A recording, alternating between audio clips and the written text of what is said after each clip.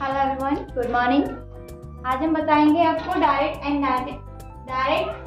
Indirect narration के second part की। जैसे कि मैंने बताया था काइंड्स ऑफ सेंटेंस कितने प्रकार के होते हैं, 5 प्रकार के होते हैं, जिसका मैंने पहला असर्टिव करवा दिया था। अब ये सेकेंड पार्ट की बारी है इसकी। उसमें क्या बोलते हैं, सेकेंड पार्ट कौन सा होता है, इंट्रोगेटिव सेंटेंस यानी प्रश्नवाचक वाक्य।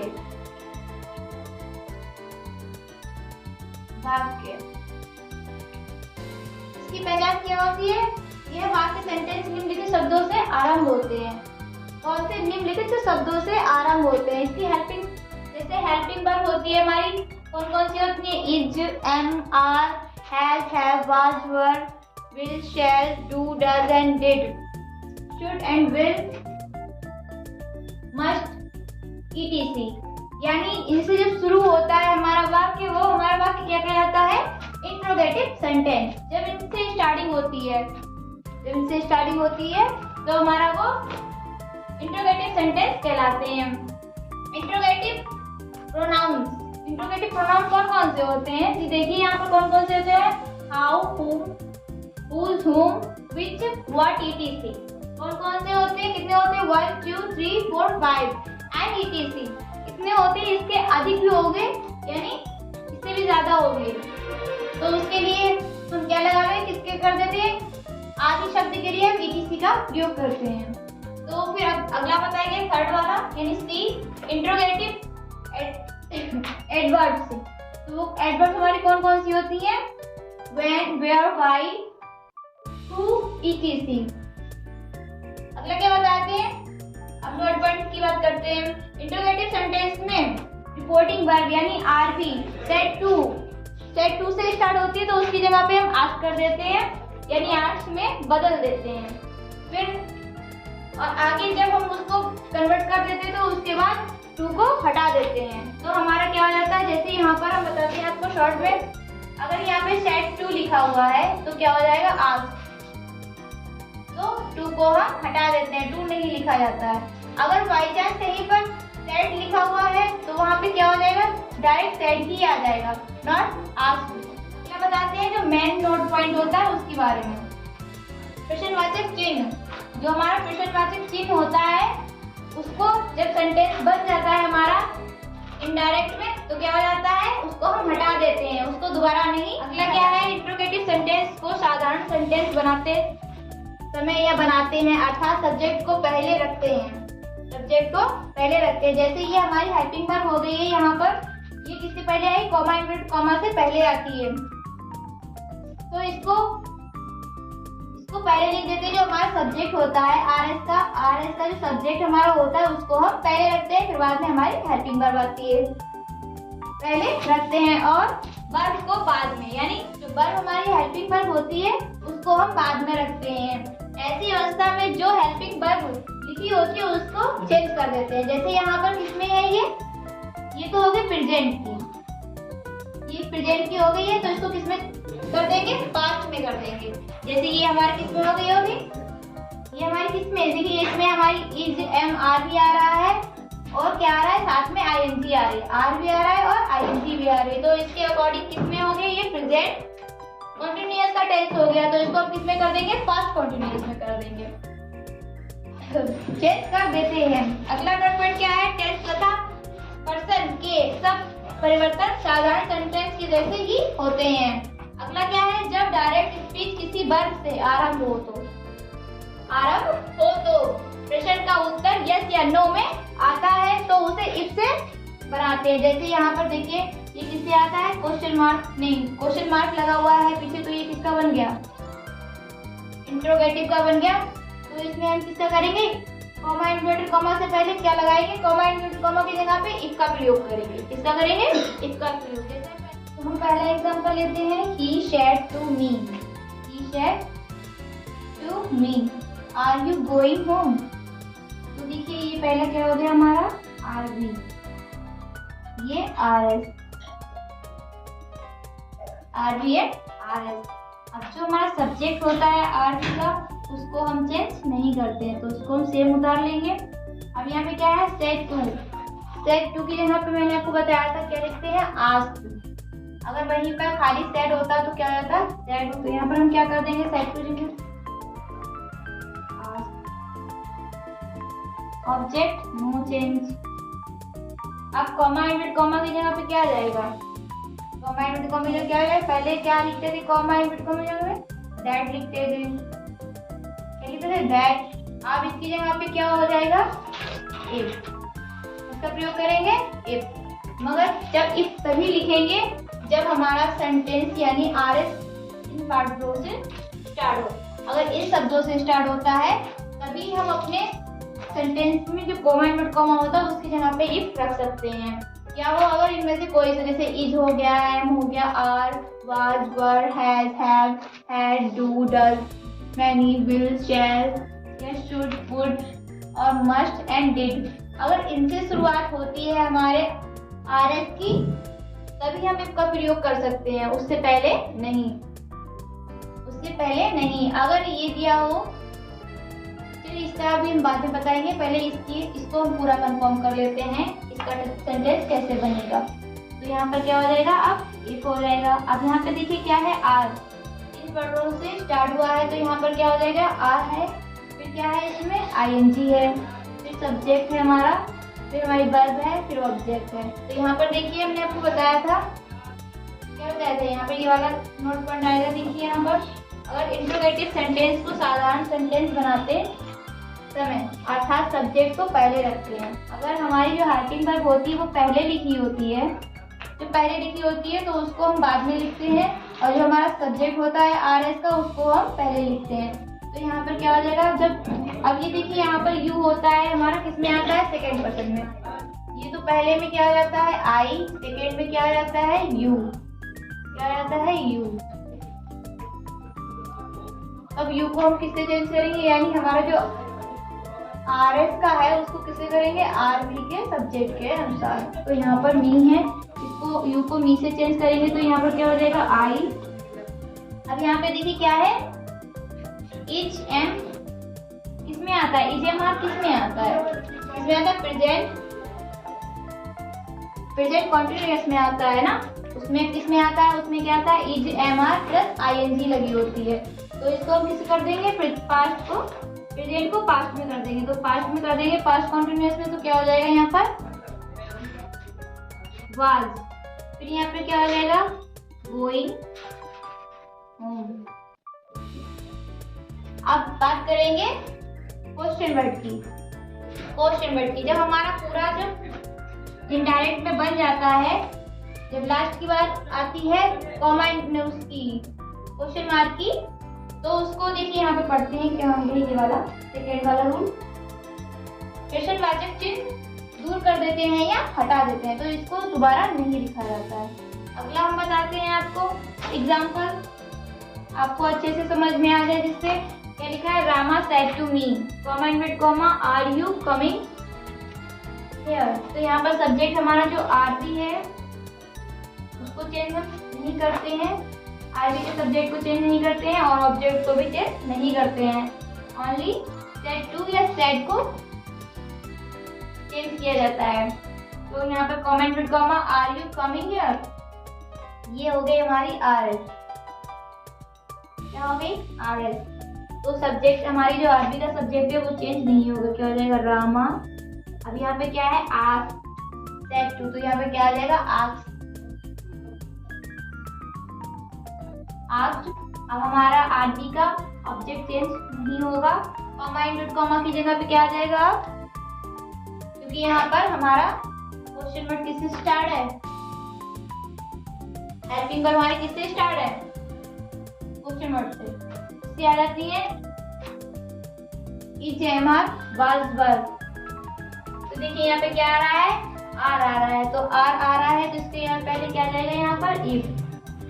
अब यहाँ पे क्या है आर है, आर किस में आता है और आर प्लस आईएनजी किस में आती है, प्रेजेंट कॉन्टिन्यूअस में आती है। तो प्रेजेंट कॉन्टिन्यूअस किस में ट्रांसलेट कर देंगे, पास्ट कॉन्टिन्यूअस में कर देंगे। तो यहाँ पर क्या हो जाएगा, अब सब्जेक्ट है, सब्जेक्ट को हम पहले लिखेंगे और हेल्पिंग वर्ब को बाद में।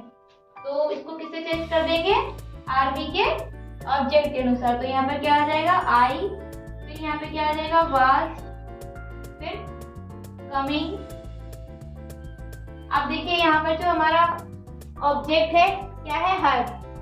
कम हेयर, हेयर है लिखा हुआ, कम हेयर है, तो हेयर को किस में चेंज करेंगे, देयर में। किसमें कर देंगे, देयर में ट्रांसलेट कर देंगे उसको।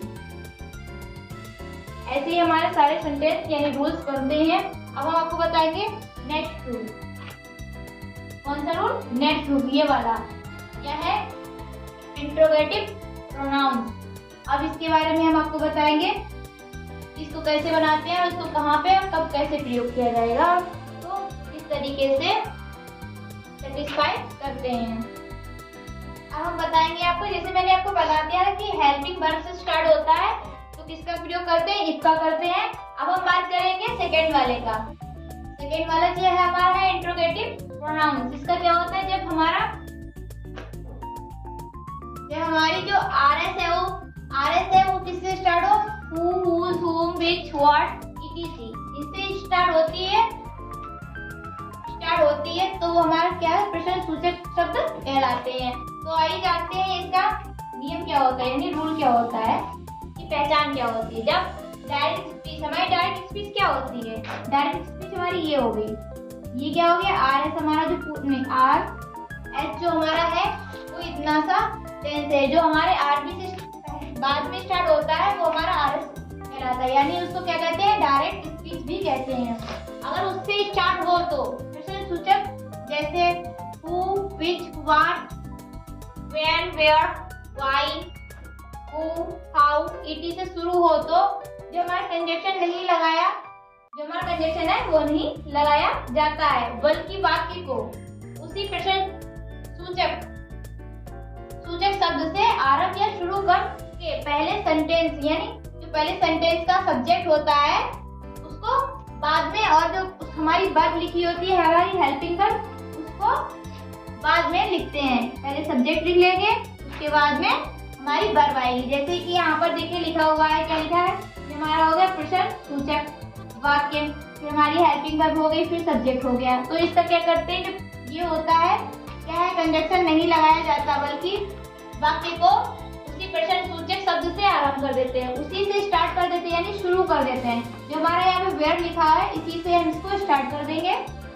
फिर क्या होता है, उसके बाद सब्जेक्ट को करके शुरू करके पहले सब्जेक्ट को और उसके बाद में वर्ब को लिखते हैं। तो हम अब पहले ले लेते हैं अपना पहला एग्जाम्पल, जिसके अकॉर्डिंग आपको हम अच्छे से समझा सकेंगे। तो जो हमारी आर बी होती है उसको, उसके सब्जेक्ट को और उसके ऑब्जेक्ट को हम चेंज नहीं करते हैं। तो यहाँ पे क्या हो जाएगा, हमारा सब्जेक्ट क्या है इसमें, ही। अब यहाँ पे सेड टू है, सेड टू की जगह पे क्या लगाते हैं, सेड टू की जगह पे मैंने आपको बताया था अभी पहले, तो क्या आ जाएगा यहाँ पे, आस्क्ड आ जाएगा।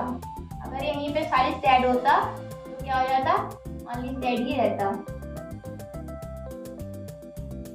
तो यहाँ पे क्या आ जाएगा, आस्क्ड।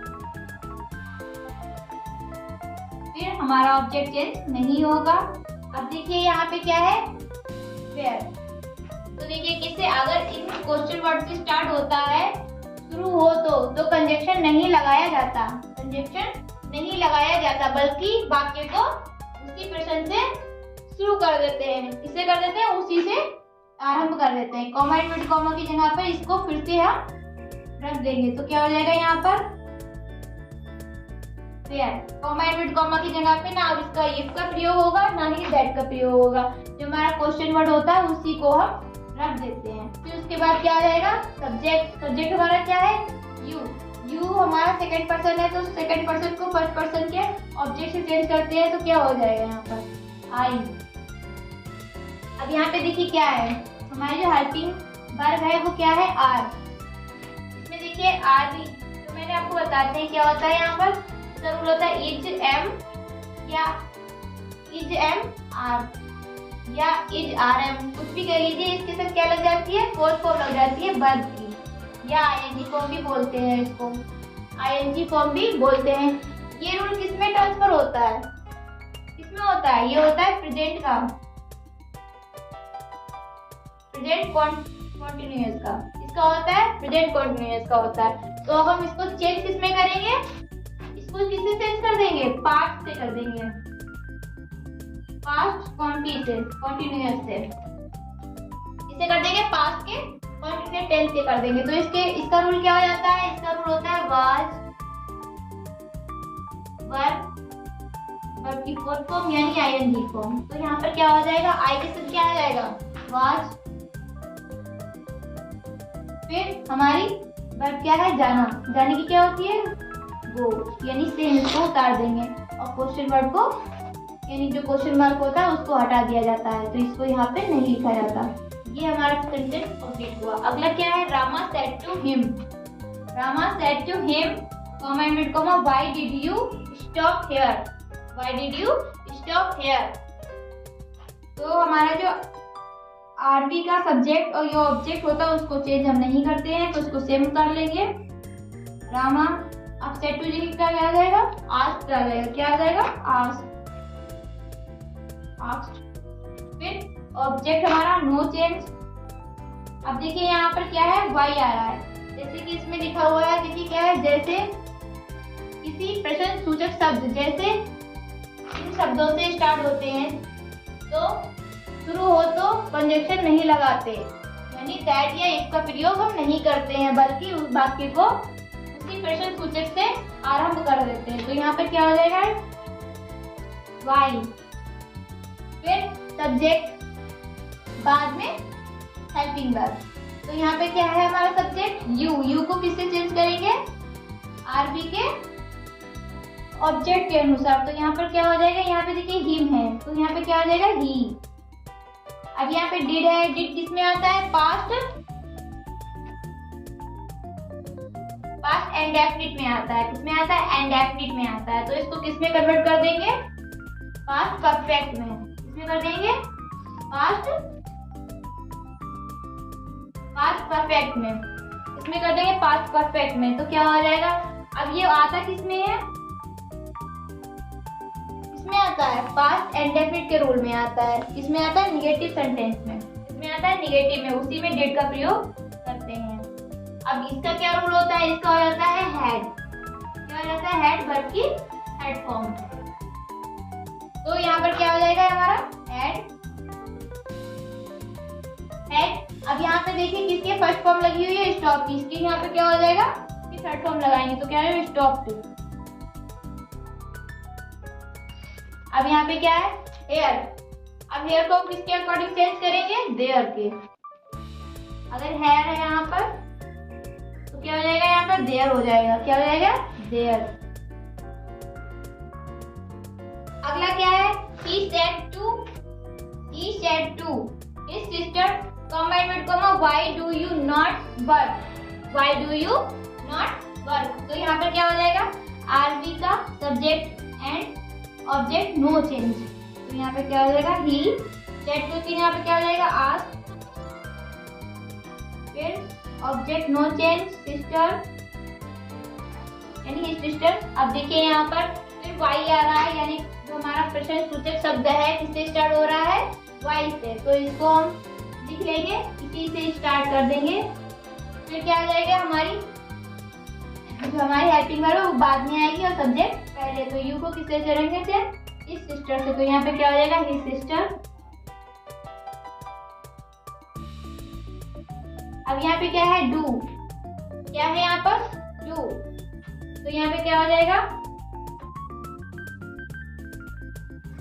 क्या हो जाएगा यहाँ पर?